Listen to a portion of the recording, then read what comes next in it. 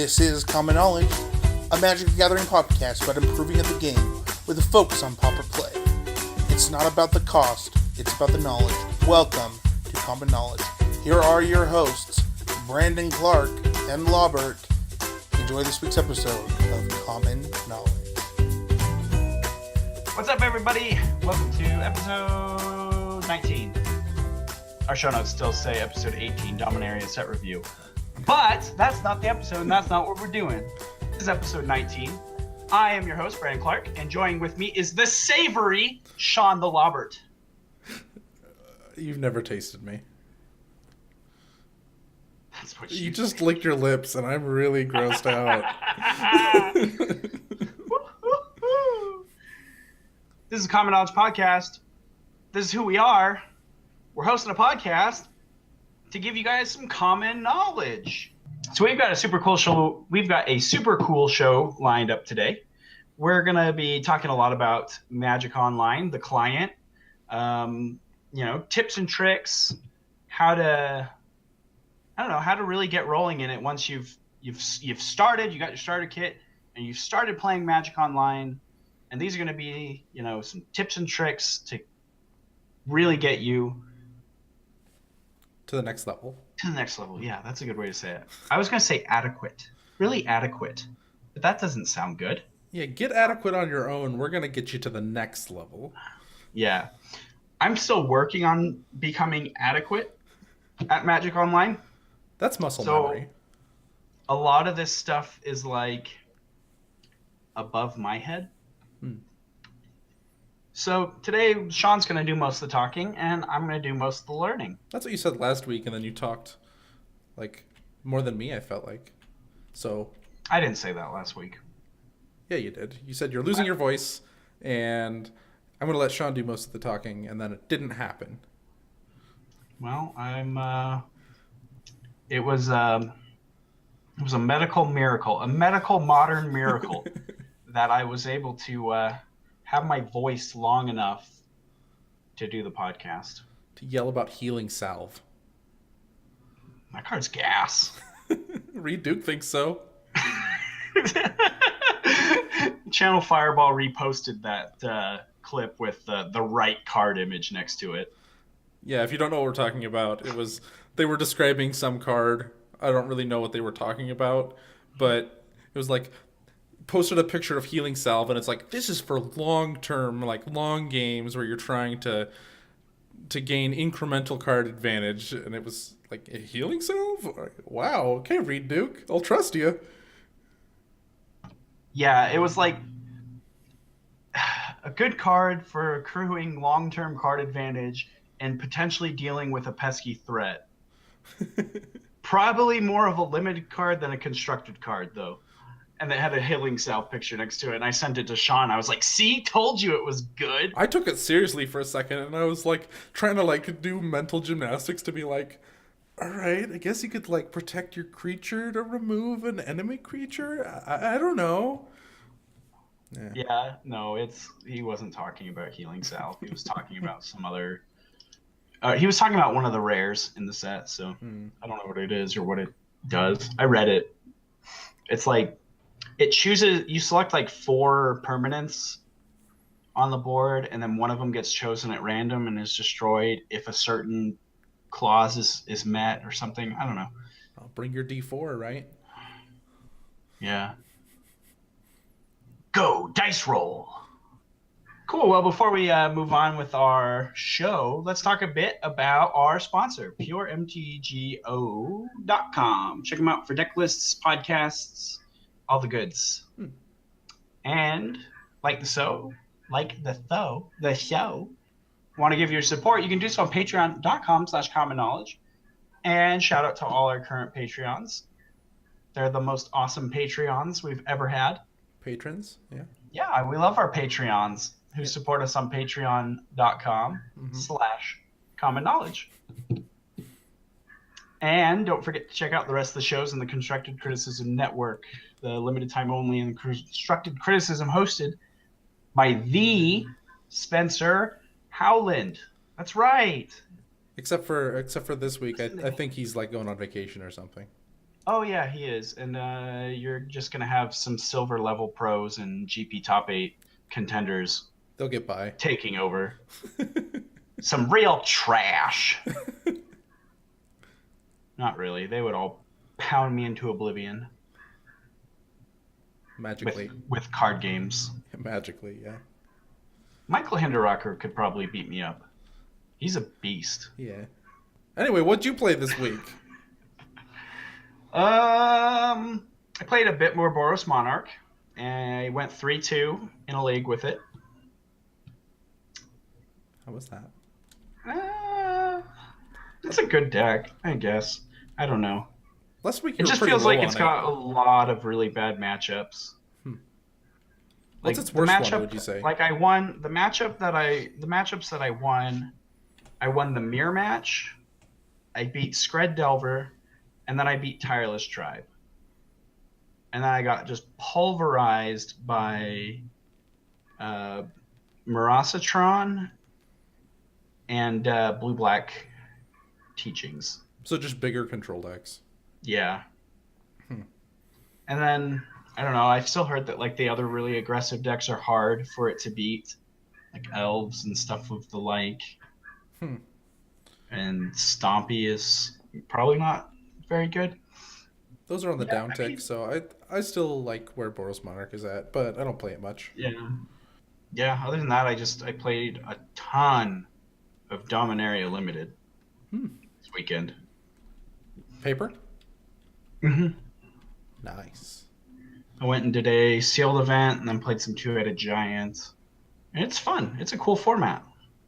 There's just legends on legends on legends. Everything is a legend. The uncommons are legends. The rares are legends. The sorceries are legends.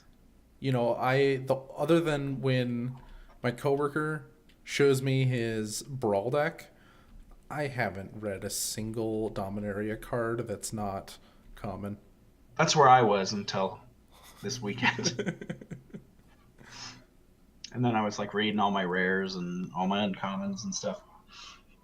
It's really fun. I like formats where Saproling Tribal is a thing. I really like just like token strategies and accruing little advantages by making derpy 1/1s and then getting advantages out of them, like sacking them to draw a card or make my guy bigger. I just like strategies like that. And so any format where that's a viable strategy, I usually like. What are you playing, Sean? Tell me. So I've continued to work on that Emerge deck, and green blue. I'm not sure what you're supposed to do against aggro strategies. I'm kind of new to that color combination, so I've been working on that. It's slowly getting better, but like it's any black deck, it's like you can't lose, and then like Scred, any removal deck, like you just can't lose, and then aggro, it's like 50-50. So I'm really confident in where this is going, but other than that, I've been practicing Boggles a little bit because I just figured I would try out a new deck that's actually like a tier deck, and I don't feel like it's as inconsistent as I did last week. Now I'm feeling like it's more fragile to like sideboard and discard, but I don't know. The problem is I'm not going into leagues with it, and I'm playing against like janky brew garbage because I'm playing in the tournament practice room, and that's not giving me much data. Yeah. I usually just play leagues, and that's where I get the most. I think you probably get the best results out of leagues. Yeah, I'm usually doing it when like I have 15 minutes, but it also might be 45 minutes before I have to do something. So I'll just jump into a game. Anyway, do you want to talk about the card of the week? Yeah, card of the week time. So this week's card of the week, we want to talk about Curse of the Pierced Heart.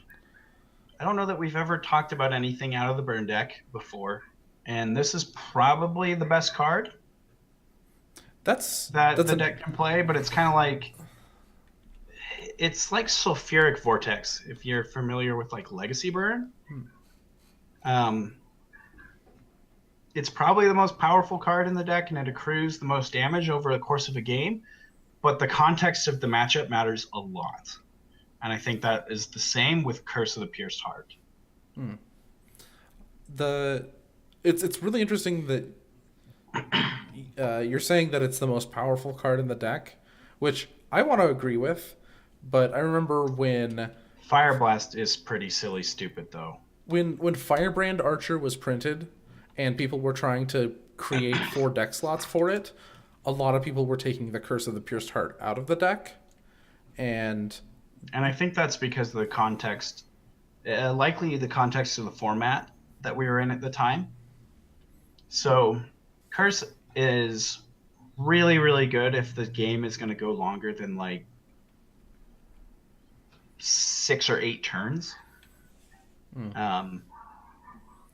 But if the format is incredibly fast and you can't get ahead by casting Curse of the Pierced Heart on turn 2, if like that's just too slow, then that's where Curse gets bad. I've tried to brew decks around this in that I liked the way I've never played Legacy Burn, but when I've seen it played, you can put a Sulfuric Vortex on the table and then start pointing your burn at creatures, and you don't feel too bad because it's buying you turns so that Sulfuric Vortex will get you there. Yeah. And I really liked that. And that's the weakness of Curse, is that you can't target your opponent's creatures. So yeah, but it's guaranteed damage. Yeah. Right. It's just you point the 1 damage at them and then use your removal to kill their creatures. Mm-hmm. I was just confused for a minute, and I thought you were saying you use your Sulfuric Vortex to kill your opponent's creatures. No, that doesn't work either. No, but no, I get what you're saying. Yeah, it's nice that you can set it down and just you have that continual source of damage, and that allows you to play more of a controlling game. I think that's a lot harder in the state of the format right now. Mm-hmm. Just because there's a lot of creatures that you can't kill very easily with your burn spells. And people go so wide that however many turns you're buying with that burn spell, you're usually better off just pointing it at the face. Right. When your opponent just has a board of like, I have a 2/2, a 1/3, a 1/3, and 3 1/1s. You know, it's like, okay, I'll burn your 2/2, and then yeah. So I think the context of the match and the format is very important with how good Curse actually gets. But I would imagine that a card like Curse of the Pierced Heart is a nightmare for Boros Monarch.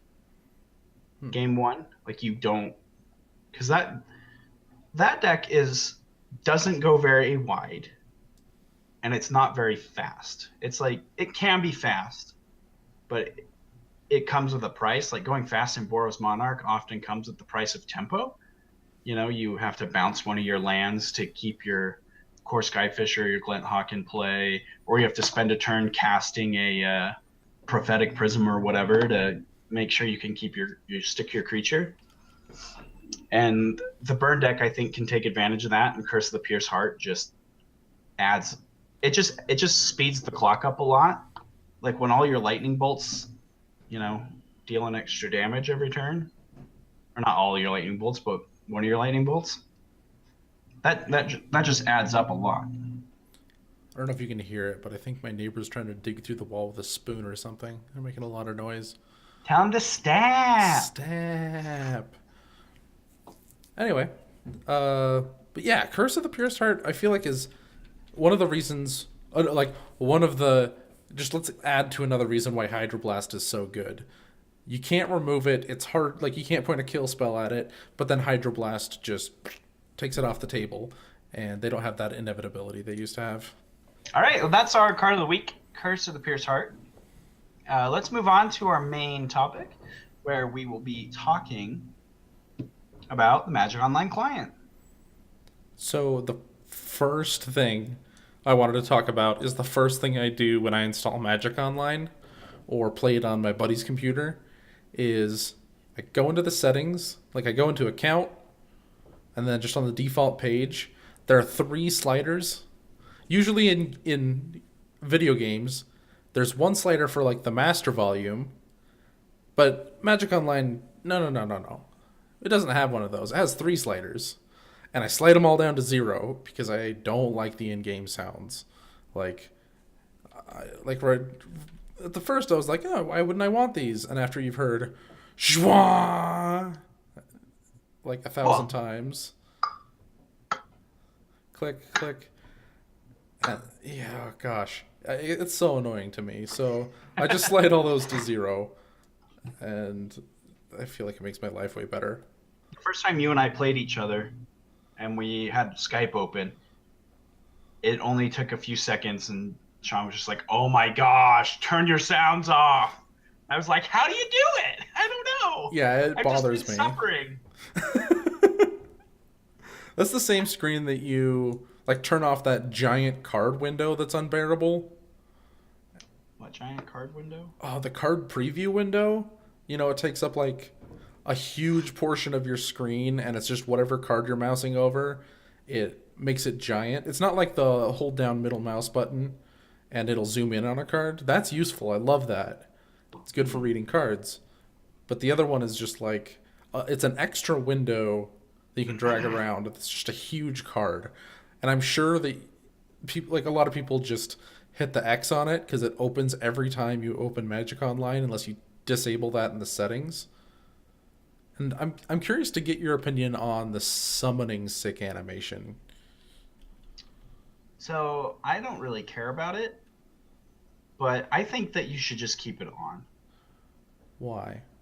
Because there are times, well, maybe not in Pauper, but if you venture out into other formats, there are times when you want to turn your land into a creature and get nasty with it. And if you don't have your little summoning sick thing on, you can very easily select the land that you just put into play and not be able to attack with it. But, okay, the animation is what I'm talking about, where if you turn it off, it'll still have that icon thing of the little swirly. But if you turn it on, it's like this terrible 4-frame animation that to me looks jumpy, and I don't like it because it's just like, like, it's this. It just makes it spin, and it also drives me nuts. To make it spin, so the little swirl will still be on the card? Yeah. Oh. And I don't think those appear on lands regardless. No, they do. Do they? Yeah, if you have the option to turn your land into a creature, it'll show up on the lands that are summoning sick. Oh. Okay, that's cool.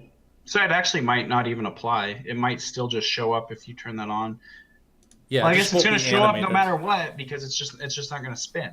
Yeah, and I find it obnoxious, but... See, this is why I tried not to contribute to the show notes, because I have no clue what I'm talking about. I'm really just here to learn when it comes to Magic Online. Well, asking questions, because one of the things about, like, trying to teach something is sometimes you just assume other people know what you know, and you'll skip over something. And, like, I assumed everyone knew what I was talking about with the summoning sick animation, and I completely confused you. Yeah, I just assumed you were saying turn it off completely, like no, like the little swirl would go away. You just remember. No, you don't have to just remember. It's just making it spin was terrible. Anyway, that's as far as settings. I don't really change anything else. I keep the default key bindings and all that. Okay. And I don't like the foil animation. Oh, I turned that off too. I think that the foils look really gross on Magic Online. Super tacky. If you're into foils on Magic Online, that's cool. You can have a terrible opinion, but I really hate the way foils look on Magic Online. Curian Ranger, the old Curian Ranger, it's like they did a negative of the card. And that's what their foil is. It's so bad. I don't know, and it just feels tacky to me. Yeah, it is. I buy them when they're cheaper. Yeah, and then just turn the animation off, and it's great. And you just have a really ugly card. Capsizes like that, foil capsizes that are just gross looking. They were cheaper though, because everyone thinks they're gross looking. Interesting. Okay, let's talk a bit about trading and kind of how we can get into that, because I think that's one that even some enfranchised players still probably have frustrations with. It's not a super smooth process. It's not, because unless you know a person in real life, I've never tried to get into it, but trading cards online is really difficult. Mostly because nobody bothers with it. Like, there's these fantastic bots that you can just trade in your bulk cards and get credit or ticks for, and then go get the cards you actually want, and you never have to interact with a human, which is great. I always use self-checkout. The first thing I wanted to talk about was having a trade binder. That's how you're gonna like get rid of all your cards. And my first suggestion would just be keep up on it. Every time I get new cards, I either put them in my trade binder or I don't. Because it's so hard to keep track of, and you don't want to have to go through, like, I have like 3,000 cards on Magic Online or more, and I don't want to scroll through all of those. Like, that's nuts. So I just say keep up on it. Another cool trick that I do is if you go into your collection and you make it like up at the top, there's a thing that says versions, and there's a little check mark that says show versions separately, so that like different sets, and if like you have foils, they'll show up on a different stack. If you make it so that all of the versions are one card, and then there's another slider up at the top that is quantity, you can slide that up so that it only shows the cards that you have more than 5 of, or more than a certain amount of. And it's an easy way to be like, okay, if I have more than 5 of any card, have them all pop up, drag them into my trade binder, and all of a sudden you have a bunch of cards in your trade binder that you can go shred to like some bot. And yeah, you'll only get like 10 cents or something, but that's something. It's better than it sitting in your binder. Yeah, I think that is my biggest pet peeve. The biggest thing I hate about Magic Online is there's not a very good way of getting rid of your extra crap, and then you just have it. There's a decent way, but it also involves you like sorting it out and putting it in a trade binder. Because like the next thing I was going to talk about is the free bots. I love the free bots because when I started playing Magic Online, I had just moved and I was on food stamps, and I had bought Magic Online like earlier, and I was just like, oh, I want to still brew. I can play Magic Online for free, and still I get to play Magic, because like I didn't even have money to like drive to a card store, because the nearest one was like, I don't know, 15 miles away. So I just went to the free bots, and any chance I got, I maxed them out.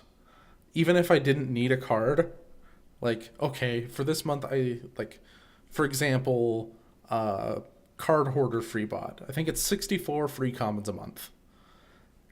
I would max that out. I would get all of the things that I either thought would go up in value or I saw as the highest value, and then I would just put them in my trade binder, and I might get a couple of cents off of that. Like, it feels, I know it's probably scummy to resell cards you're getting from a free bot, but you know, you do what you gotta. If you're just starting out, these things are so great. I don't think that's scummy. Oh, well then good, because I felt scummy. No, just I don't know. I don't think that's scummy at all. But they are basically worthless cards. There's something that a bot, that they basically everyone in Magic Online values less than like 2 pennies.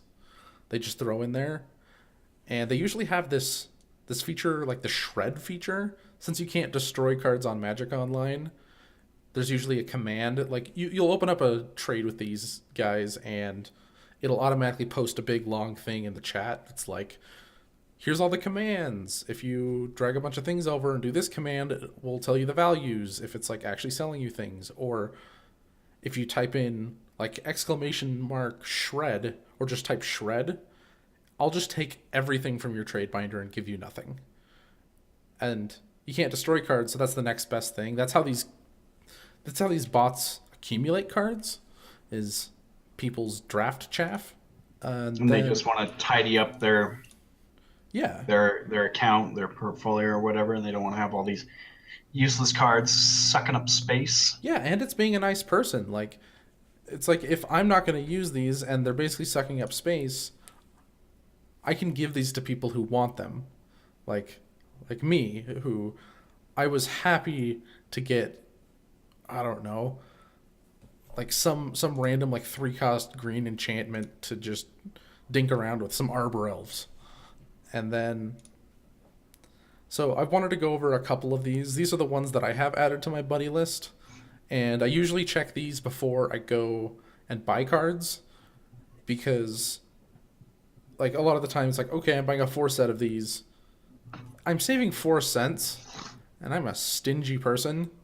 So like that's why I'm buying the crappy looking foils, is because they're 3 cents less. And I've already spent thousands of dollars on Magic. I don't need to keep adding to that where I don't need to.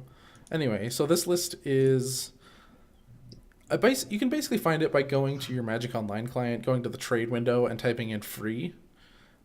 But there's the dojo. It's like underscored dojo trade free bot, no spaces. And I think you can take like 4 commons or an uncommon every day. And then this one's fun. It's the Academy Quiz Bot. If you open up a trade with it, it'll ask you a question. And it's an A, B, C, or D answer. And it's super basic. You can almost always Google it. It's not like timed super quick. So like you'll learn a little bit about the game. And I think you get 3 commons or an uncommon or something like that. Maybe it's 4. That if you answer the question correctly, you get these cards. And I want to say that it actually has better cards than a lot of these other bots. I think it's just because it's a little bit more gated, and I don't know. I don't know who's running these bots for the most part, but they're all pretty cool guys in my book. The next 2 are like the biggest bots. You can get the most cards out of them. They're the Card Hoarder free bot and the MTGO Traders free bot. I think you can get 64 free cards a month. And you can take those all at once if you want. And they keep letting you do it indefinitely. And then I think there's the Goat Bots free. Goat Bots is like... These 3 are like big bots that you can buy cards from, and they just throw their chaff in there. I think you can also shred in there. There's Clan Team free that you can get 4 commons or an uncommon from as well. And then this one I was hesitant to put on the list because it's not necessarily free, but you can use your extra cards to get free cards. It's free card exchange. Basically, you add what you need to a trade, and it'll look through your wish list or your trade binder, and it'll take some cards to like make it equivalent. And I think if you shred a whole bunch of cards in there, it'll store up some credit. And so I feel like free card exchange has the best selection of free cards. It was my favorite for a long time, since I had like 13 cents of value in there. And a lot of the time it's like, this is 1/100th of a penny. This is 1/100th of a penny. And I don't know. I think those are all great resources, especially for new players. Yeah, free stuff's great. I've never used one of these bots, but I might check one out. Yes, it's really great if you like actually develop your wish list binder, because then you can just open it up, have all of the cards that you actually want open up, and just they're right there. And you just automatically get them. Next is the delivery bots. So the trick, I don't know if it's a trick so much as something I had missed forever. So when you go and buy cards online, so like you go to puremtgo.com, right? Right, guys? And you order cards, they're going to send a bot to deliver them. I remember when it was real people that were sending you messages. But they'll send you a message, and it's your job to open up the message and open a trade with them. And I had no idea unless I was sitting there and the message popped up and it says, you have a message, and I could click on that, the message was lost. I had no idea where to get to it from. And if you go to your home page, there's a little button in the top right that says chat, and it'll flash red or flash orange. I had no idea. I knew that one. Like, I knew about that. I didn't for a very long time. And when I figured it out, I was just like, oh my gosh. Like, I feel stupid, and I should have just known about this, but there's not like a great tutorial for Magic Online that's not just some guy on the internet. Like, the client doesn't walk you through, and it's not intuitive a lot. So I figured I'd bring that up. When they deliver your cards, I barely learned this when I was doing my research. If the Windows commands work, I knew that, where you could like click on the start, click on the end, well, hold shift and click on the end and drag them in, but then they'd all disappear, right? Like your highlight would go away and you'd have to click all of them again, drag down. If you hit Control A, it will highlight all of the cards, and then you just drag once. Wow, that's way easy. I didn't know that. Yeah, and the alternative is if you're buying like a whole deck and you're just going through and go right click add 4, right click add 4, right click add 4, just Control A, drag. That'll save you seconds off your life. Valuable, precious seconds that you're never getting back. So you're welcome, listeners. So the next thing I wanted to talk about was downloading deck lists. It took me a while to kind of learn how to do this.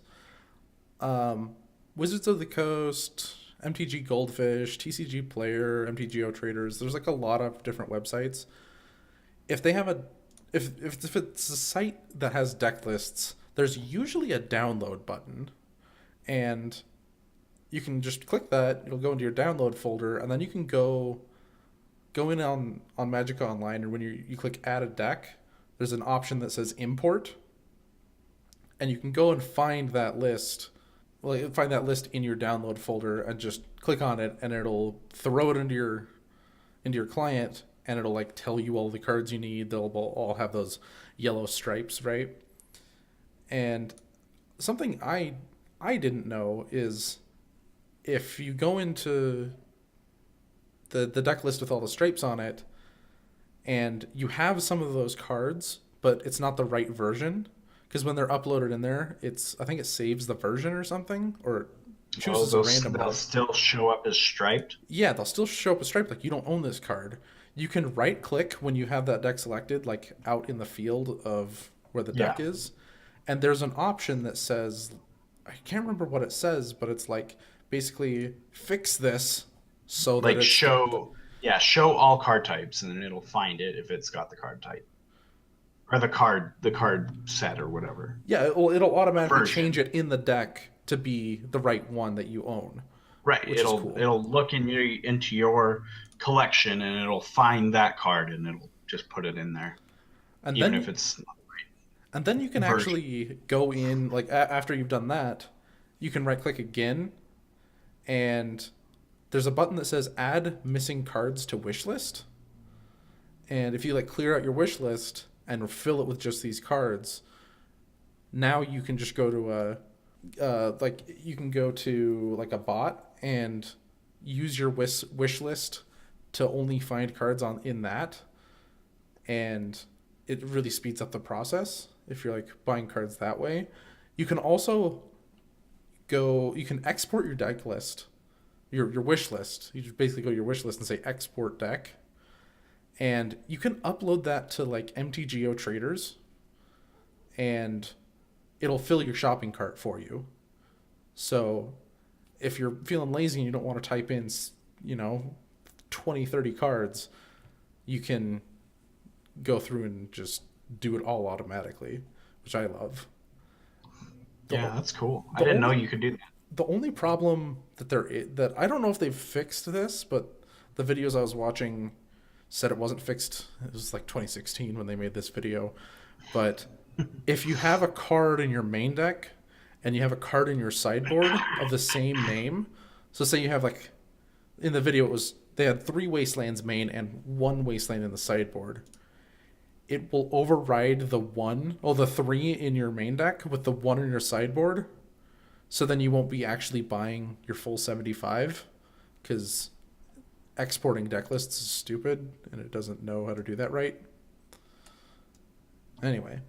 Stupid. So that's all we got on trading. Do you want to get into match clock? The match clock. How we can save time on our clock by eliminating as much useless clicking as possible. So first is if you're a gamer, one of the commandments is know thy hotkeys. I didn't even know the term hotkeys until you wrote it into the show notes. Are you serious? I'm not a gamer. If I play a video game, I play Final Fantasy on my PlayStation. Yeah, but if you have Windows, like Control-Alt-Delete, that's a hotkey. It's just... Yeah, I know what hotkeys are. Oh. I just never heard the terminology. Blow my mind. I know Control-Z. I know Control-Alt-Delete. I just didn't know it was called... I didn't know we called them hotkeys. Is what I'm saying. I just didn't know that turn of phrase. So just like key bindings. That's another one for it. Yeah, I've never heard that either. Are you serious? Huh. I'm like, when it comes to technology, compared to the rest of my generation, I'm on par or worse than like my grandma's generation. I don't know. My grandma can definitely use a computer better than I can. Huh. I didn't have a computer growing up. Huh. The computer that I am using right now is the first computer I've ever owned. And you bought it for school? My wife bought it for school / this podcast. / The Sims. / Magic Online. No, my wife bought it for school, and it just happened that at the time we were getting it was the time we were starting this podcast, and I needed to do something anyway, so it worked out, and we're able to play our games. Well, yeah, that you have. As a cherry on top.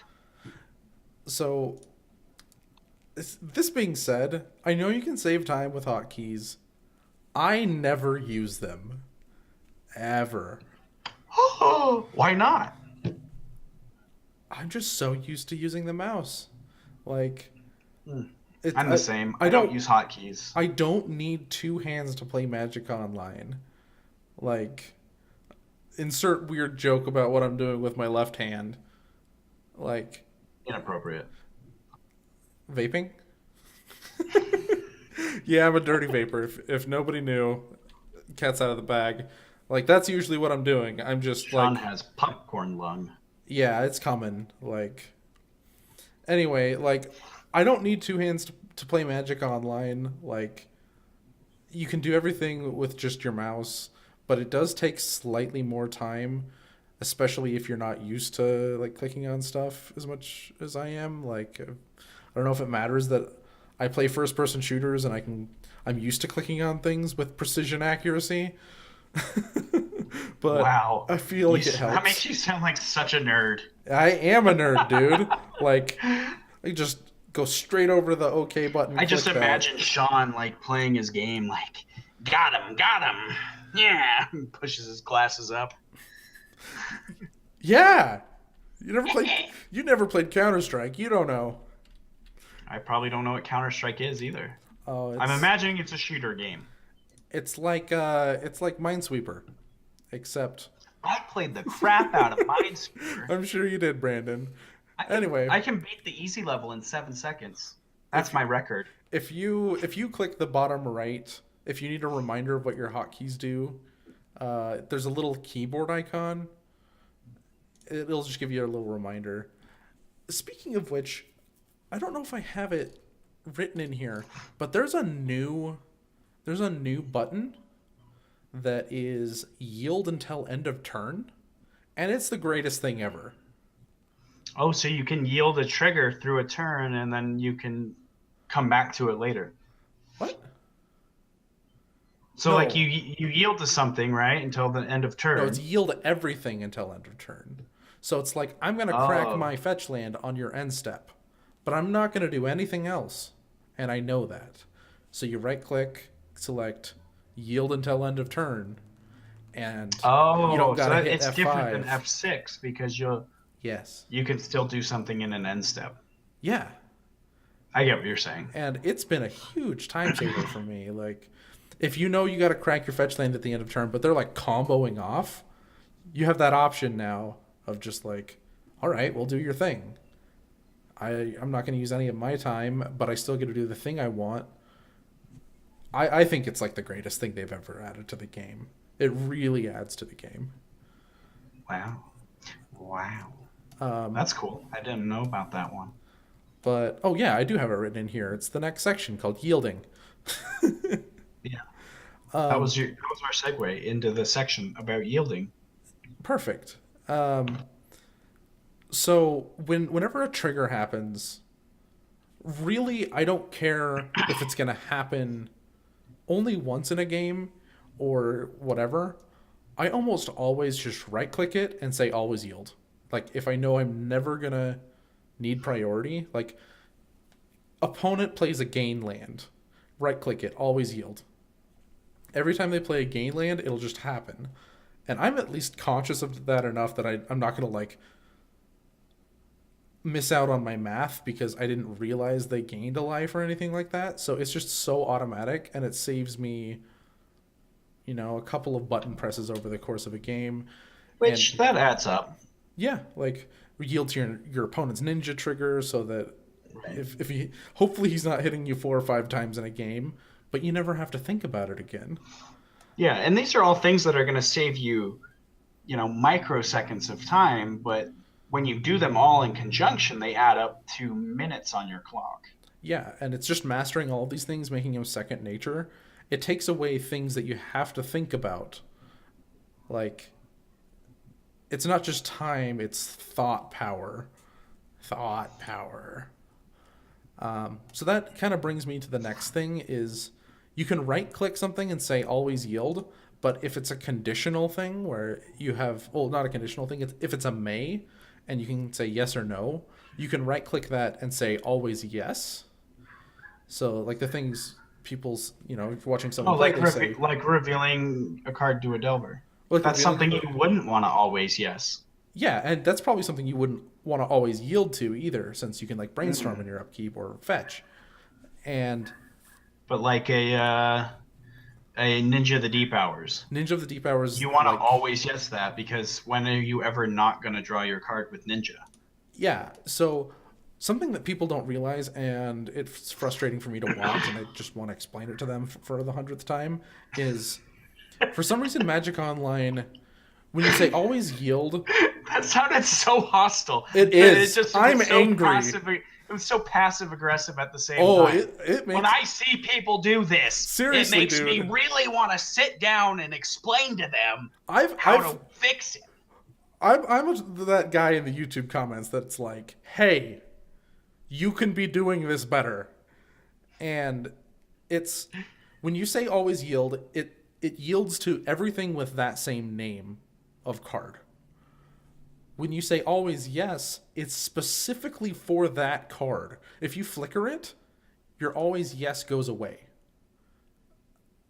I don't know why they decided to do that. I think it's one of the dumbest things ever.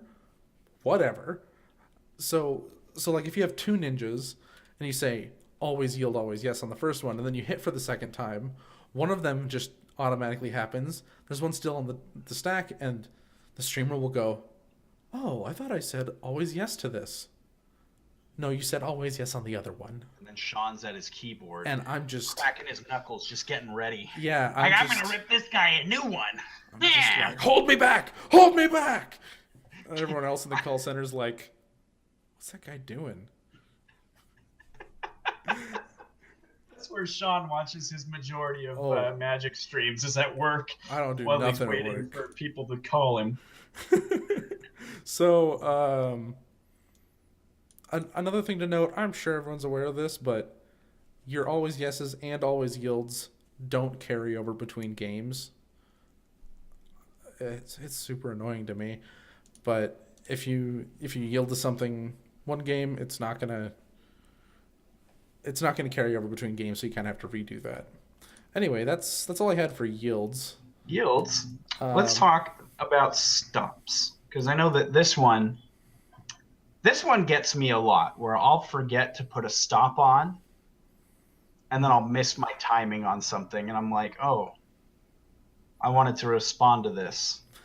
Yeah, this is like, I think, another part where it's like really mastering the client is knowing when to turn on a stop, turn off a stop, be conscious of that, because you can't just go to untap and go, oh, on your end step, I actually want to do this. No, it's already your turn. It's too late. You're going into your draw step. So yeah. And if you want to do something in the upkeep, don't you mean to make sure those stops are on, right? Because you'll just go straight to your draw step. Yeah. You know? Or like if you want to do something in your opponent's upkeep before they draw their card, like you need to make sure your stop is on at upkeep. Like, I don't know. This is all probably... It sounds very intuitive, right? Like if you want to do something in this phase, turn your stop on. But you can't just have all your stops on all the time, because then you're wasting a ton of time just clicking yes every time you have to pass priority. Is this the phase? No, I want to skip through this. Is this the phase? Oh, I need to skip through this. Like, that's constantly happening, and it takes up a lot of time. Magic Online is very bad with fast keystrokes. Like, if you want to add 50 mana to your mana pool and then use it all for a fireball, and you're just like clicking away on that 50, you know how slow this goes. Like, it's not so slow, but it doesn't register clicks or key presses that quickly. It has to like talk to the server and have it come back to you and be like, okay, you're okay now. Like every single time. So I don't like, I have all of the phases written down, but I kind of just want to, I don't think we need to go through all of them. So the first one I do want to talk about is your upkeep. You don't need a permanent spot to stop in your upkeep. If you forget a lot, maybe, but I'd say it's better to get in the habit of thinking, oh, I'm going to need to do this in my upkeep. You're pretty much always aware of when that's going to happen or when you're going to need to do that. Turn it on, let it happen, turn it back off. That's just where I'm at with it. Like, I'm comfortable doing that, and I'd say people should be comfortable with it so that you're not like, okay, it's my turn. F5. Yeah. I think the big ones where you should always have a stop. You should always have a stop at beginning of combat and block before damage happens. Yeah. And then going to their end step. Going from main phase 2 to end step. I think that those are like, you should just always have those on. Yeah.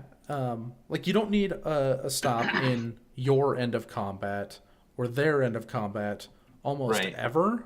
Yeah. Unless you have like a quicksand or something tricky. Like, it's really tricky and niche, but I see tons of people with end of combat stops, and it just confuses me. Like, you're wasting a lot of time here, and then I'm watching you go and like try to play lightning quick in the last 2 minutes of a game, making mistakes. You could have had way more time than your opponent. Like, winning on time is so real in Magic Online that this is like how you eke out win percentages. The other one that I don't think you really ever need on very often is the attack on your turn. Yeah. Sometimes you do. Sometimes you need to go to combat and then you need to do something before you declare your attackers. Isn't the attack... you get to play spells on the attack step after you've declared attacks. That's true. Yes. So What am I? that's... I'm thinking of. I'm just thinking of the begin combat. Yeah, begin combat, you don't need it on On your your own turn. You turn. just turn off the begin combat on your turn because you very rarely need to do something in your begin combat before you declare your attacks. And it'll But yeah, let and you... if you need to do something after you attack before they declare blockers, that's when you turn on your attack one on your turn. And if they cast a spell, it'll let you respond to the spell and you don't need a stop. Right. So yeah, I think you need your attack step, your block step. You don't really need damage unless you're doing something tricky with like first strike, because that's the only time you're really gonna have like a space there, really, right? Yeah, you're right. So you just need the block on so that after blocks are declared, if you have any effects, you can use them before we go to the damage step. But yeah, unless you're dealing with like first strike or double strike and you want to be able to do something between those two damage steps. Which is like almost never. Yeah. I mean, it's relevant, but Yeah. like I want to deal first strike damage to this guy, and then I want to shoot it with a lightning bolt or something. Yeah, okay, But you that's can always relevant. you can always just do that before, like after blocks are declared, before damage, just bolt anyway, and then it's almost the same. The difference is that you're now giving your opponent the opportunity to do something before you, because they're just like, okay, I'm going to kill this thing. Yeah. And you're just giving your opponent less time to respond to what you're doing. So, and this does actually play into like, if you're playing one deck, I think each deck should kind of have its own stops, and you can't save a set of stops, which is unfortunate. Like some decks, you will always want a stop on their upkeep, just because you use it enough. But there's decks where that'll never happen. So I think kind of if you're trying to like really win and you're going into a tournament, sort these things out beforehand, or maybe like, okay, I don't have priority, I'm gonna fix my stops. Yeah, it's definitely good to know that before you go into a tournament. Like if you're going to be playing in a challenge or something else, or heaven forbid, you're playing a PTQ. Know all of these things ahead of time, so that when you get into the game, you're not trying to think of this on the fly. That's how you mess up. That's how you misclick, is when you don't realize you're going to need priority and you miss your stop. Yeah. So the next one is one that makes me angry. It's a stop on your own end step. There's one spell that I know this matters for, and it's Pestilence. But so many people just have a stop in their end step. There's literally no reason. Can you think of a reason other than Pestilence? None. You're going to want to do it in your main phase. If you don't want to discard to hand size and you have an instant, Cast it in your main phase. No, because you do it. You make your opponent react first, right? Because they're just going to assume you're going to your end step. They're going to want to go to cleanup, and if they have effects, they're going to do their effects first, and then you can respond to what they're doing. No. Yeah. What? Yeah. Because you go to your end step. Never mind. You have priority. Yeah, you're right. Okay. Don't have a stop in your end step. No, just do it to piss Sean off. Yeah, okay, whatever. No, I think, yeah, you're right. There's no reason to have a stop there on your turn. Yeah, unless you have Pestilence, then then turn it on after you've cast Pestilence. Like, I don't know if it's a tell, like, that you're gonna have like a stop on your end step. Maybe we're gonna be like, oh, we keep stopping there. Maybe he does run Pestilence in his mono black deck. I don't know. Yeah, because that's the tell. I don't know. It's a stupid stop. So now we're on to our opponent's turn. And I don't think we talked about it, but you're supposed to have a stop on both of your main phases. So yeah, I think we did touch on that. So opponent's upkeep.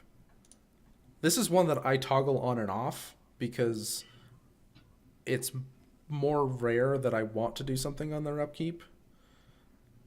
Like I can tell, like, okay, I'm gonna want to bolt them on their upkeep. Turn that on, but it's one that I can see having because it does happen frequently enough because there's so many blue decks. Do you keep that one on all the time? I kind of do keep it on most of the time. Yeah. Opponent's upkeep? No, I usually turn that one off unless I know I need to react in their upkeep. Then I'll turn it on before my end step. That's definitely better. And then, like, opponent's draw step, same deal. Like, I don't know that I ever have that one on. I don't have Fendilian Click in my Pauper decks. Yeah, so. Or Funeral Charm. Yeah. Like, I can't think of ever needing to use that. I guess you could ghostly flicker your Chittering Rat after they draw a card, but you know that's what you're going to do. You can turn that on, and then the other 50 times when you don't have that, you're going to save a little bit of time. You're going to do one less keystroke. Yep. Okay, now wow, I didn't think these made me as mad as they do. You're quite passionate about this. I am, because I'm gonna, in all our games after when we record, I'm just gonna have my end step stop on every time. Okay, well, they're gonna take like 30 seconds longer. Yeah, and it's gonna bother you, and it's not gonna bother me. And I actually don't notice when my opponents have it. It's just when I'm watching someone play. Oh. So it's the main phase. You never want a stop in your opponent's main phases. Period. Full stop. A lot of these I can, like, figure out a way that you want it. If you're going to do something before combat, do it in the begin combat phase so that you're not going to kill their creature or something. And then they're just like, oh, well, I'm going to cast another sorcery. Like, that's where you need to do that. Like, and that's something that's not intuitive if you don't play a lot of Magic Online. Because in paper, asking to move to combat is an implied shortcut that's saying, I am going straight to declaring attackers. And so when your opponent interacts with you, it's assumed you're in the beginning of combat. That's not the case on Magic Online. When they're asking you to go to combat and you say, wait, and do something, you've done it in their main phase. And they can do more things in their main phase. Yeah, and I hate that that's how paper Magic works, is I'm a courteous player, and I look at my opponent and I say, begin combat. Every time. Like, they don't have untapped mana, I look at them and say, begin combat, and they'll roll their eyes, but I'm so used to Magic Online, and I don't want to, like... Honestly, I'm doing them a favor of, like, I'm so used to playing against, like, cryptic commands and stuff where they're going to tap down all your creatures. It's a super relevant phase. I don't know. Yeah. So don't have stops on your opponent's main phases. You basically want to stop on begin combat, attack, block, and that's it. You don't really care about damage or end combat. Yeah. I think you should... I always just keep my opponent's end step. Yes. Just because it's so often that you're doing stuff in the end step. And it's so easy to just skip through if you're like, oh, I need to use my Evolving Wilds. So basically, you're going to want to cast spells during combat and on the end step. That's all the times that you really care about in your opponent's turn, unless you have something like special during the upkeep. Yeah. And that stops. Wow, I really didn't think that I was that passionate about that until I started talking about it. I didn't know a human could be that passionate about it until you started talking about it. This is actually... I want to do the whole episode on stops. Like Magic Online stops. And Brandon was like, I don't know, that's going to be a short episode. But Sean's like, no. Like, I could have done it, dude. You could have ranted for a long time on stops. I'm sure glad that we didn't, and I think our listeners are probably glad too. Yeah. So then I just have a kind of a list of extra tricks that you can use while you're playing on Magic Online. I didn't know you could view your sideboard in game. Yeah, if you right click, there's an option at the very bottom that says View Sideboard.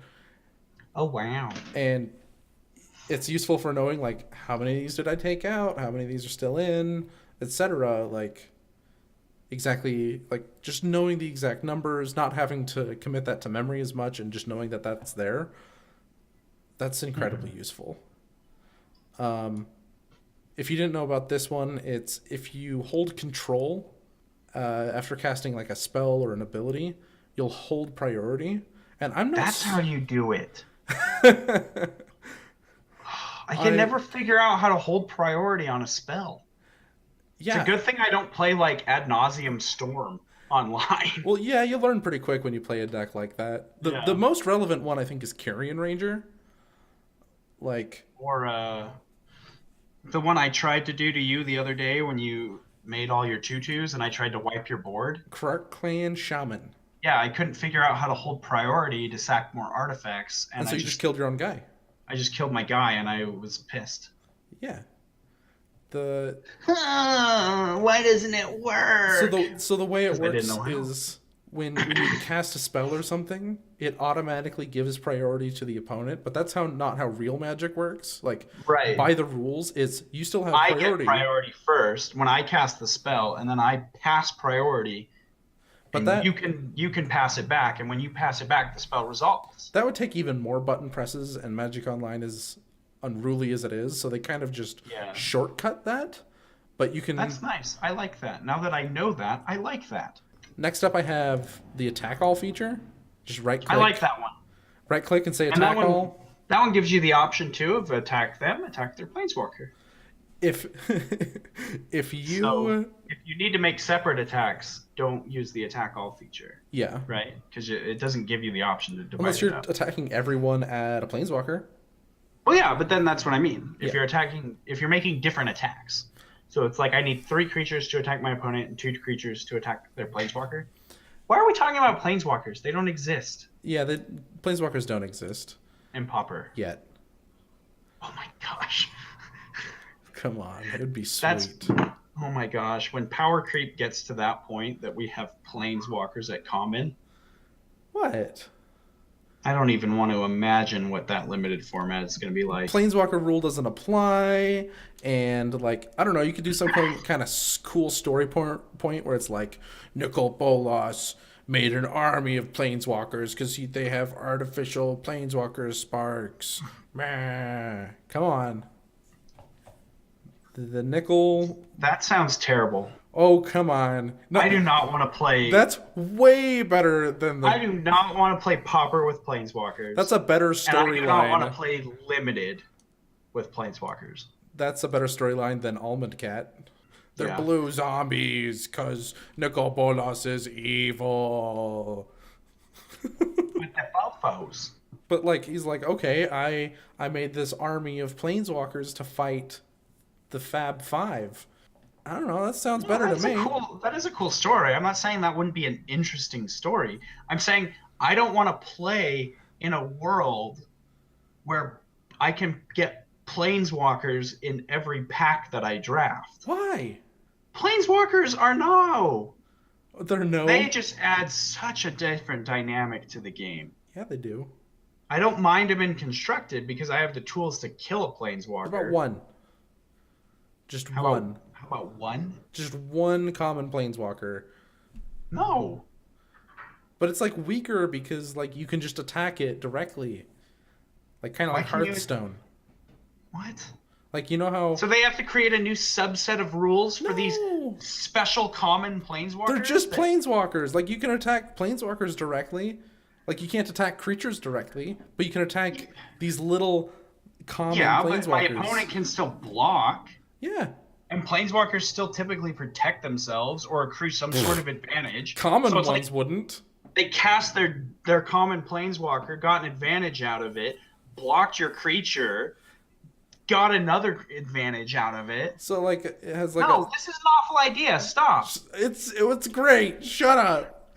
That sounds awful. Anyway, I quit everything. okay, next Life when that happens. next tip. So if you're I like how we just argued for 10 minutes over something that's never gonna happen. it's gonna happen. Irrelevant. I've been speaking to Mark Rosewater, and Mark Rosewater doesn't even know what's gonna happen. He told me. Anyway, he doesn't even know you exist. He doesn't care about it. Does he know Popper exists? You plebeian. So probably not. So when you're choosing a color for a spell, you know how it brings up that little display of like, here's all the colors, and like there's a little colorless one if you can choose like artifacts or something. You can just click the mana that is stored in your mana pool. Yeah. Or sorry, not your mana pool, the mana that you added. That you have stored. Yeah. Yeah. The green mana that you add, period. So this is really useful when you're doing things like going infinite with like freed from the real on like a land that produces any color of mana. You tap it and it's like, what color of mana you want to add? You already have like a whole bunch of blue in your pool, so you're just like click on the blue in the corner, and you don't have to like find it on that weird display. And you're not. It's like I think it decreases. It's easier to find. It decreases the chance you're going to click on the wrong one.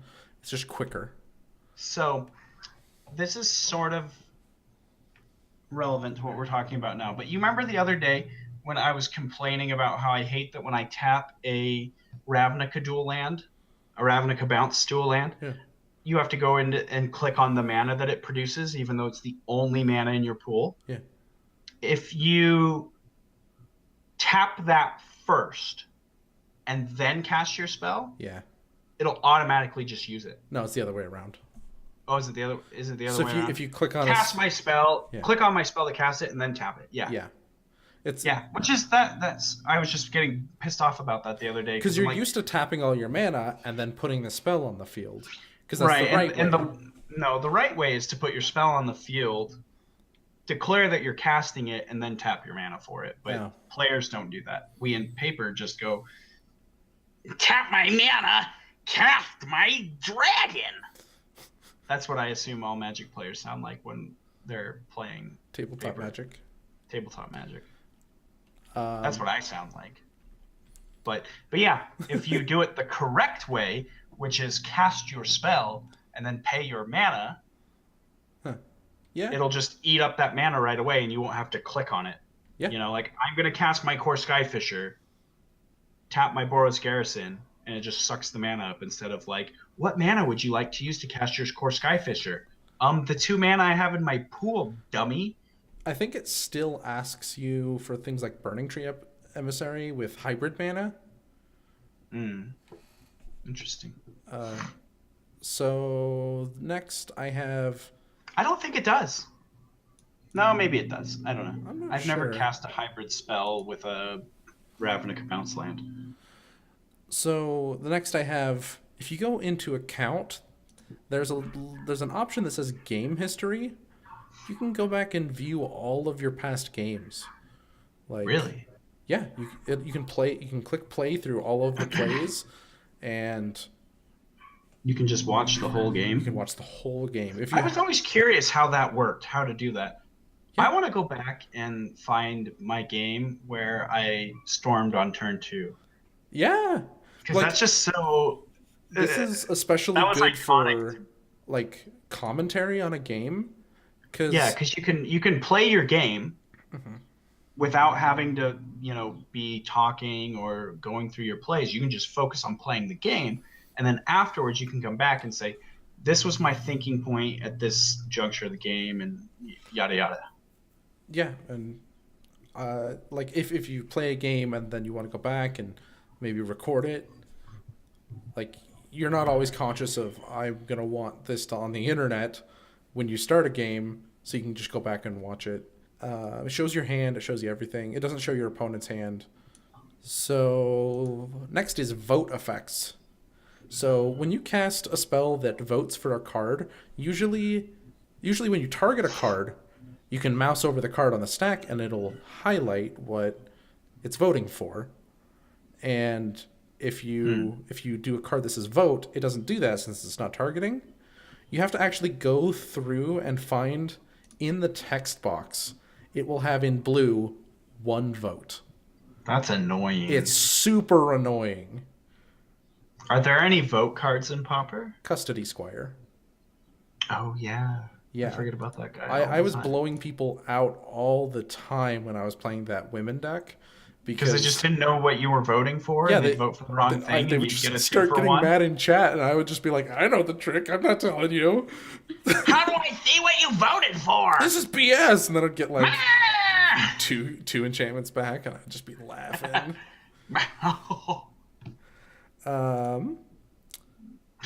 So messages in chat, like, you know how if you send a link over Magic Online, it's not actually a link, it's just text. You can click on that chat and it'll highlight the whole thing. You can Control-C to copy it, and you can paste that somewhere. It'll have like their name and stuff, so you can't just paste it directly into your bar, but like open a notepad, and all of a sudden you can send links over Magic Online. That's fancy, dude. So then the last tip I have is you can open multiple Magic Online clients by holding Shift when you click the icon. Like, if you have one open and you Shift click the icon again, you can have 2 open. Yeah, and that way you can trade between yourself. Yeah. Like, I was trying to think of when I'd want to do that. I'm like, you can't really be multi-boxing, and you can queue for multiple things, but like if you have 2 accounts, yeah. So I do it all the time when I play with the common knowledge, our shared common knowledge account that has all our Pauper decks on it, because I only have like 1 Pauper deck on my actual account. But you know how I love opening treasure chests. Every time I finish a league, I open my treasure chests that I win, and then if there are good cards, I trade them to my other account. That's how I got an engineered explosives on my other account. Is I 5-0'd a league with Scred Delver on our common knowledge account. Sneaky. Yeah. I mean, they're just going to sit there anyway. Well, you could use them to pay for more. Yeah, I could, but I just usually just pay for my leagues out of pocket. Like, it's not that big of an expense for me to just play it. Plus, the play points you get back usually pay for your next league anyway. If you get play points back, you winner. Not when I'm playing Boros Monarch. So that's our Magic Online tips and tricks. Is there anything else? Like, I think that's basically all I wanted to cover. Yeah, and I learned a lot. And I hope that you guys learned a lot too. This is probably, for some of you more enfranchised players, this was probably a boring episode because you probably knew all this, but... No, there's some stuff that just nobody really knows. There's got to be one thing on this list that everyone learned. That's the hope. We hope that you found at least one thing from this insightful. I know I found a lot of it insightful. Even if you there just found out... There were so many things when I was reading the show notes that you had prepared that I was just like, I didn't even think about that being something I could ever do. Like, I didn't even think I could do that. Or even try to do that. One last thing is, sometimes you'll get these packs called like player rewards or something like that. Yeah, open them. You can get Ugins in them that are worth nothing. I thought I could trade them, so I never opened them. And I just thought that they were in my binder and no one was buying them from me. No, you just can't trade them. So just open them and then put the crappy Ugin that you got. We both got an Ugin from that. I have like 3 Ugins. Yeah, everyone does. What do you get these packs for? So you get those packs if you get more if you do more things, but I think it's however many like leagues or whatever you go into, or like if you spend at least $1 in their store, and you can find that all online. I didn't write that down. Okay. But see, I didn't even know where they came from, and all of a sudden, every once in a while, I'll just have a bunch of these player rewards packs in my collection, and I'm just like, what did I do to get these? Yeah, it's like when they end like a season or something. I'm not sure.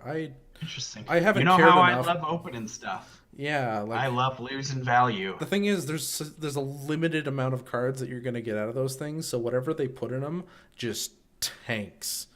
Like Yeah. that's why Ugin is like, is he That's like 40 yeah. cents? Probably Oh yeah. less. I was so excited that I got this Ugin, and I was like, "This is great. I'm never gonna play Tron. Let's sell this." And it was just like, "We will give you nothing, like a nickel for your Ugin." And I was just like, That's half a pauper deck. "I'll keep it." Yeah, I opened So mine. now I have like 3 Ugins. I opened mine in front of Ray. Like he pointed that out to me. He's like, "Oh, why don't you open this?" And I was like, "I want to sell it." And he's like, "You can't sell that." So I opened it, and I was like really excited about the Ugin. And he's like, "Oh, about that." Oh, fun times. All right, well, let's move into our Popper Challenge breakdown. Ba-ba-bow! Popper breakdown. Challenge time. April 23rd, 2018. Popper Challenge. We're breaking it down. Tell us about the first place deck, Sean. Scred Delver. Exciting. I don't Glad even have to this see it open. back on top. It's been a few weeks, but we got there. We got it back. Actually, I don't mind that this deck is in first place because this top 8 overall looks Healthy? fairly healthy. I don't know. There are still 4 Delver decks in this top 8, but they're different breeds of Delver. Yeah, that's fine. Actually, this top 8 doesn't look... No, this top 8 actually looks great. So we've got 4 different breeds of Delver. We've got a couple Stompy decks and then 2 other decks. So let's just go through this top 8. Yeah. So Let's just do it. Let's just start with the first place deck. we did. And we'll just go all the way down to the 8th place deck. Okay. Let's do that. Yeah. Okay. I got this. That sounds great. So Okay, go. number 1 is Scred Delver. Number 2, Stompy. Number 3 is Tribe Combo. Number 4 is Mono Blue Delver. Number 5, Stompy again. It's been a while since we saw that. Like 2 of in the top 8. Number 6 is Mono Blue Delver again. Number 7 is Blue White Delver. And then number 8 is Red Deck Wins. Yeah. So just starting at the very top, the first place deck, Scred Delver. Nothing super different about this deck. Nothing. It just looks very stock. Yeah. This deck is still great. I don't know what made it fall off. Maybe it was just Boros Monarch. Like there was tons of Boros Monarch, and now all the people playing Boros Monarch are losing to all the other non-Delver decks. Yeah. And the non-Delver decks, and the Delver decks are beating up on all those other decks because the Boros Monarch is getting beat up. And I believe you could have played Dominaria cards in this. I don't. league. Oh yeah, they're released on Magic Online. So does that mean they're available for play? Yeah. Or do we have to if wait? they're online, you can play them. Because there were pre-releases that people could do. I thought On so Magic because I've Online. already seen somebody go into a league with Gronder. Search for adventure. Adventurous Impulse. Yep, that's what it is.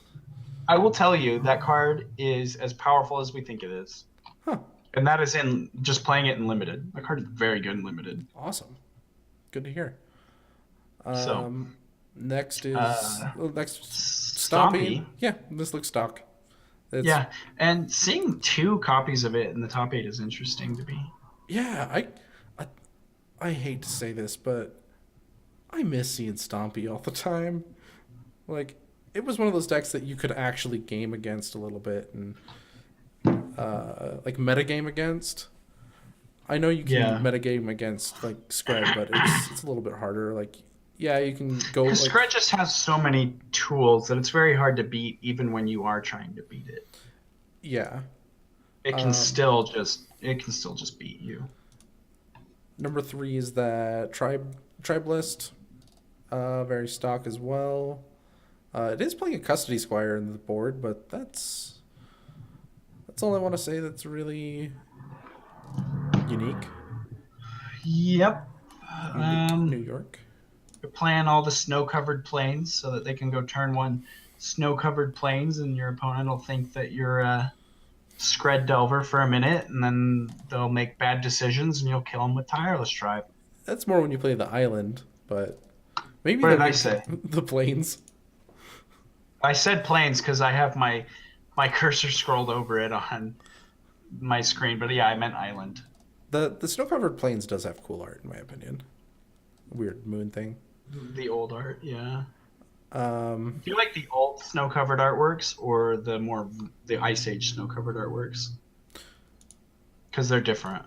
Like the snow-covered island is the Tiki Men for the older version. For islands, the Tiki Men is my favorite. I really like Tiki Men too. I think the Easter Island. Yeah. Yeah, but I also really like the Ice Age version of the island too. I don't think it's special. You're not special. So, number 4 is the blue Delver list. It is only running 1 Spire Golem and then 3 Augur of Bolas. So Augur of Bolas making his way into mono blue. Yeah. Haven't really this seen one much has of that. a Flare Spire Husk. Golem? Yeah, Flare Husk. This one has a copy of Flare Husk in the main deck. I'm saying Augur of Bolas. I don't know if I've seen. Yeah, but it does have that Flare Husk. That's kind of interesting instead of like a Bone Splitter. Yeah, I think. I don't know. I haven't played a lot of Blue Delver, but I feel like I wouldn't play either of these. I would just play more mutagenic growths. Yeah, he is cutting down on the This list is only mutagenics. playing 2. They're also playing a Deprive. Was the other list playing a Deprive? Deprive is pretty stock. Oh, is it? Okay. I feel like it's like on and off. Like you see it and then you don't see it. This deck has all kinds of weird stuff. This guy's kind of mixing it up. 2 snaps, 2 vapor snags. I'm talking about the Zephyr Sprite in the sideboard. I haven't even gotten to the sideboard. Yeah, the Zephyr Sprite is a 1/1 for 1 blue with flying. I didn't know what this card was. It's a fairy. Yeah, that's all it is. It's a fairy it's a 1-mana fairy, so Flying men. yeah, if you're on the play and you really need to take advantage of Spellsetter Sprite, bringing in more 1-mana fairies can't hurt. Yeah. But 2 Stormbound Geists, 2 Annuls, 1 Augur Bolus in the sideboard to complement the 3 in the main deck. I didn't notice that. Yeah. More Spire Golems. That's weird. More Spire Golems, yeah. I think this is kind of a cool plan since mono blue sideboards are not my favorite things. Like, I think they're pretty crappy.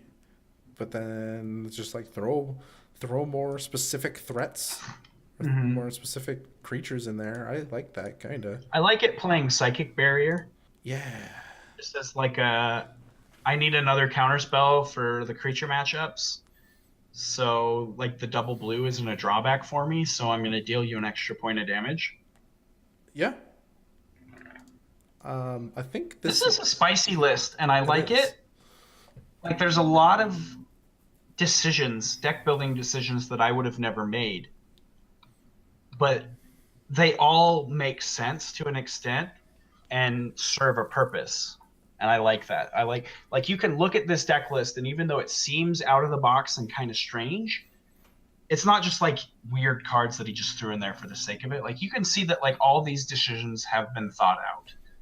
And I do like this list. It's some of the slots in here, like this Zephyr Sprite. On the surface, it's one of those things where if you asked me, oh, would this go in a sideboard or anything, I'd go, no. But it's one of those things where it's like, after a certain amount of testing and you just know a deck really well, and you just know I have to be able to turn to Spellsetter Sprite something when I'm I've got to be able to counter your stuff with Spellsetter Sprite. Like, you just need that extra 1-drop flyer. And after you test it and it starts coming in a bunch, you're just like, I'm onto something here. I love this. This just tells me that this person has played Mono Blue Delver a ton. Yeah. Like these are decisions that, like I said, are well thought out. They're not intuitive, but they all seem to have a place in the deck and serve a very crucial function. And yeah, that just speaks to the experience of this player, Mr. Brivinix.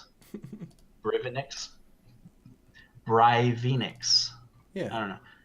Dissonance. This is a more familiar name though. In 5th place with Stompy. I think it's the exact same 75 as the other guy. Probably. So I'll skip on past that. Yeah, pretty much. Huh? Maybe it's. Maybe I just haven't noticed. This next mono blue Delver list also plays some Augur of Bolas. Augur of Bolas. So maybe that's just becoming stock. Maybe that's been happening more than I remember.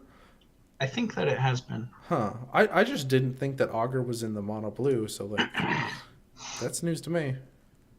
Yeah. Note taken. This deck looks a lot more stock. Yeah. 4 counterspell, 3 days, 2 gush, 3 mutagenic growth, 4 snap, 18 islands, 4 ponders, 4 preordains. That's the other thing. Going back and looking at Brivenix's list, his suite of cantrips is much different. Like this is just 4 ponder, 4 preordain. He's got 2 Jataxian probe, 2 ponder, 4 preordain. And he has 16 islands. He got back on the lands. Yeah, he's down 2 lands. This guy, he's got his sideboard 4 Hydroblasts, 2 Bone Splitters, 3 Annul, 4 Gutshot, 2 Spire Golems. No Spire Golems in the main deck, however. I feel like that's one of the reasons to play mono blue, but people are backing off of those things. Yeah.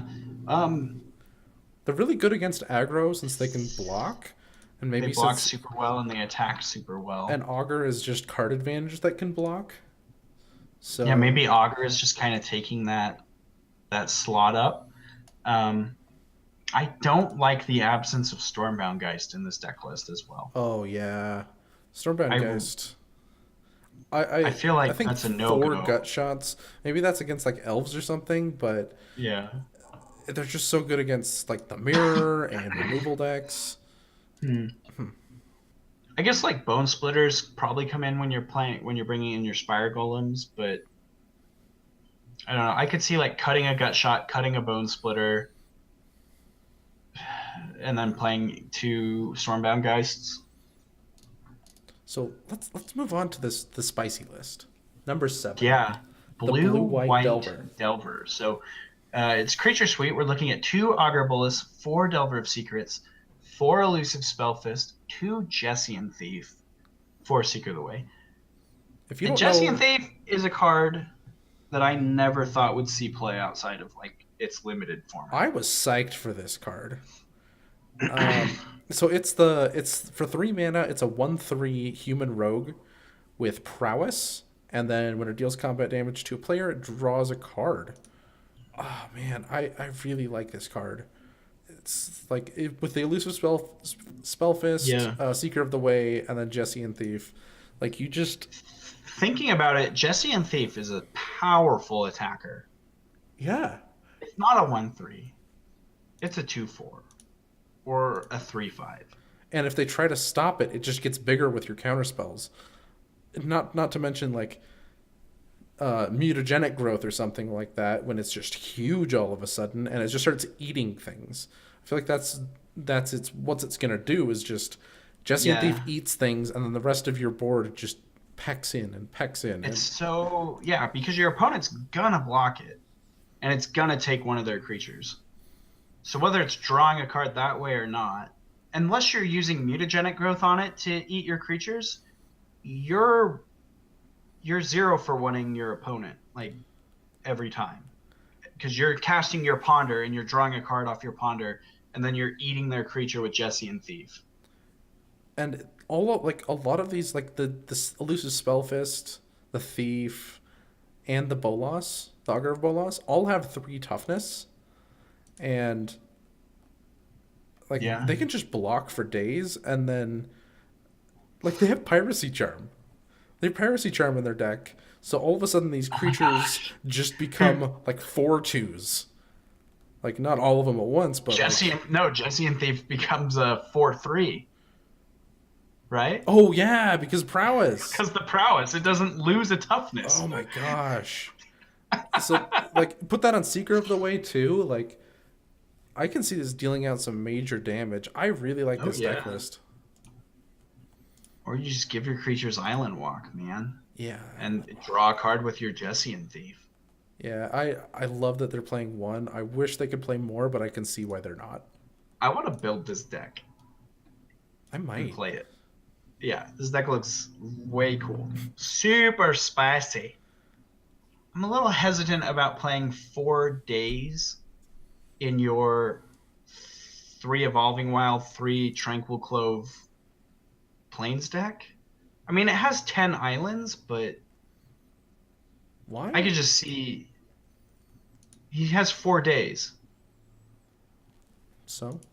Yeah, and he's got Tranquil Cove in his deck. But it's so synergistic with all your prowess creatures. Like, it just Yeah, but allows I you to can just just- slam Jesse and Thief I can on just see a 3 lot mana. of scenarios where you've got your hand is like Tranquil Cove, Plains, Days. I don't know. I would rather be playing Counterspell in that spot. So, then you're not playing any creatures at that point, right? Because Sure. you've spent your first turn playing Tranquil Cove, and then turn 2, you're like, well, I don't really want to play this Plains. I'm not gonna play any creatures with it. I'm gonna preordain Ponder, Brainstorm, like any of those. Like, maybe you're gonna put your Delver of Secrets on the battlefield. I don't know. I really like it. I think it's synergistic.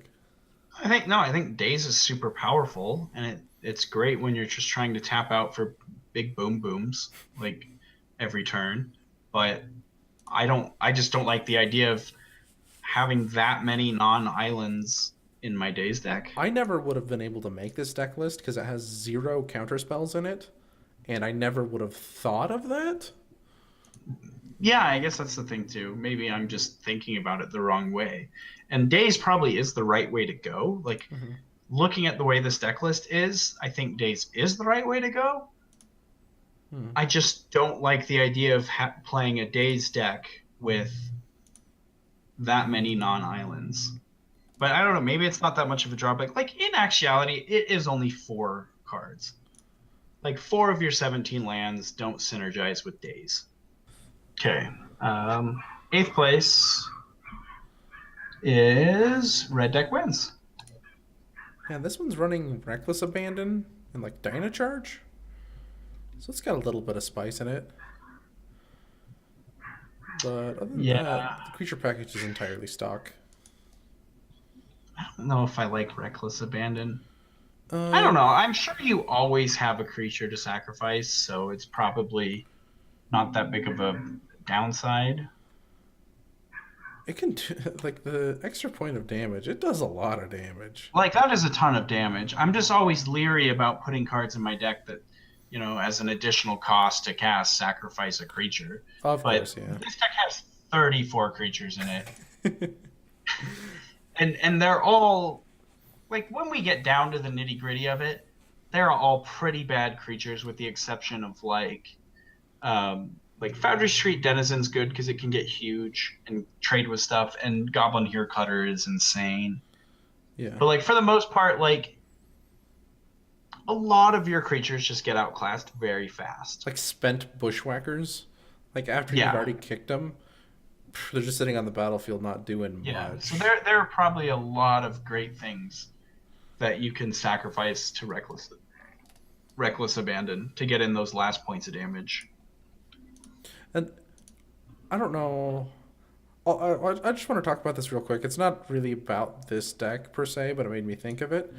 I think there was some deck that was like green, red. It wasn't Kitty. It was just like, not Blitz. It was like Tempo. I don't know what to call it. But it was running Chain Lightnings, 4 Chain Lightnings, and 0 bolts. And it was on purpose. And I think it placed in something. I'm not really sure. I think it must have been a league. So why is it playing Chain Lightning over Lightning Bolt? So What's the idea is that it doesn't lose to Dispel? Which spell? Dispel. Oh, okay. That makes sense. I don't see how that's so relevant that I want to play a sorcery with potential downside. Yeah. Well, Like it was a very against red my mono red opponent, and I chain lightning them, and they sacked 2 mountains or whatever, paid 2 red, and they chain lightning me back. But maybe you'll just chain lightning them again, like maybe that. I don't like the list. Didn't seem like that would be too much of a downside. It just would. Okay, I'm going to shoot this off first, and then if you chain it, I'm going to just be faster than you. I don't know. That's just still like the downside of not being counterable by dispels seems like not a reason to not play lightning bolt. That's kind of what I was thinking, and it kind of just blew me away. Like, is dispel really that big of a deal?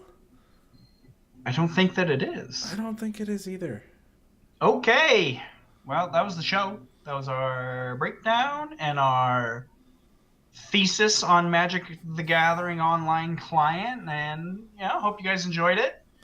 Hope you found it as insightful as I did. I learned a ton. I really did. I learned a lot researching it. Yeah. So again, shout out to our sponsor, puremtgo.com. Huge thank you to them for supporting the show and helping us bring you guys awesome Pauper podcast content. If you'd like to email the show, questions, comments, you can do so at commonknowledgemtg@gmail.com.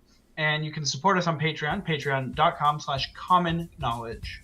And if you would like to get a hold of us outside of these sources, where's the best place to find you, Sean? You can find me at Lobbert8 on Twitter, LOBBERT8. And then on YouTube, just look for Lobbert. Can they find you, Brandon? You can find me on the tweeters also at bclark_CK. All right, well, that's the show. So, bye, I guess. Yeah.